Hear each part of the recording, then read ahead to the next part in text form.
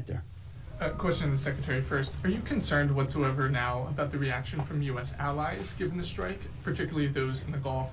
And to the Chairman, if I may, I understand you don't want to speak to specific assets and force protection measures, but do you anticipate at least having to bring in any further assets from other theaters to aid in force protection over the coming days? We certainly understand the challenges of allies in the region, and we have been respectful and in working in collaboration with them as it pertains to basing and sensitivities there.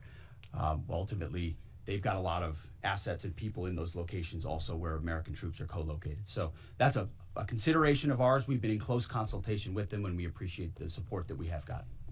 Thanks for the question on sort of the global picture. And as you know, that's one of my jobs, is to look globally at the entire range of challenges. We are always carefully considering our force posture around the world, and then offering options to the Secretary and to the President. I won't comment on any future things, but the American people should know that we carefully consider those moves around the world and try to modulate as needed our force structure in the region. Absolutely. Yeah, right here. Thank you. What communications are being sent to the Iranians right now, and is there any possibility of diplomacy now or in the coming days? I can only confirm that there are both public and private messages being directly delivered to the Iranians in multiple channels, giving them every opportunity to come to the table. They understand precisely what the American position is, precisely what steps they can take to allow for peace, and we hope they do so. Yes. The president may not want an open-ended conflict. The Iranians may disagree. Are you prepared for a protracted war? Well, anything can happen in conflict, we acknowledge that, but the scope of this was intentionally limited. That's the message that we're sending. With the capabilities of the American military, nearly unlimited. So Iran, in that sense, has a choice. But we've made it very clear to them, this is nuclear sites, this is nuclear capabilities, this is the line that the president set, and we set that back. Now is the time to come forward for peace, but I think one of the takeaways from this as well is the unprecedented level of ongoing cooperation. I can't speak highly enough of the chairman and his staff and General Kurilla in CENTCOM, what they've done to look around the corner, to pre-position, to understand how an operation like this comes together.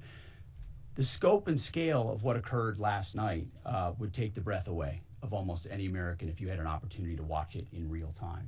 And I think Tehran is certainly calculating the reality that planes flew from the middle of America and Missouri overnight, completely undetected over 3 of their most highly sensitive sites, and we were able to destroy nuclear capabilities, and our boys in those bombers are on their way home right now. We believe that'll have a clear psychological impact on how they view the future, and we certainly hope they take the path of negotiated peace. But I could not be more proud of how this building operated, of the precision, the sensitivity, and the professionalism of the troops involved in this effort. I will take one more. We'll take one more question. Yes, right there.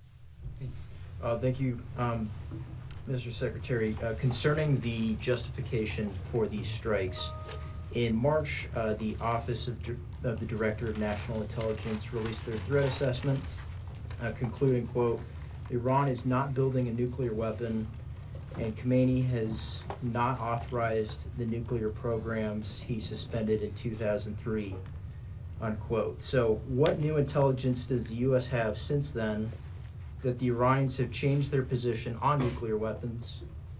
And does this new intelligence come from U.S. sources and methods, or are we getting this information from other countries? Well, I would just simply say that the president's made it very clear. He's looked at all of this, all of the intelligence, all of the information, and come to the conclusion that the Iranian nuclear program is a threat, and was willing to take this precision operation to neutralize that threat in order to advance American national interests, reduce the Iranian nuclear program, and obviously collective self-defense of ourselves and our allies. So he looked at all of it, understood the nature of the threat, and took bold action I think the American people would expect in a commander-in-chief. That's all we've got. Thank you very much. Appreciate it. Mr. Chairman. Thank you. Mr. Chairman,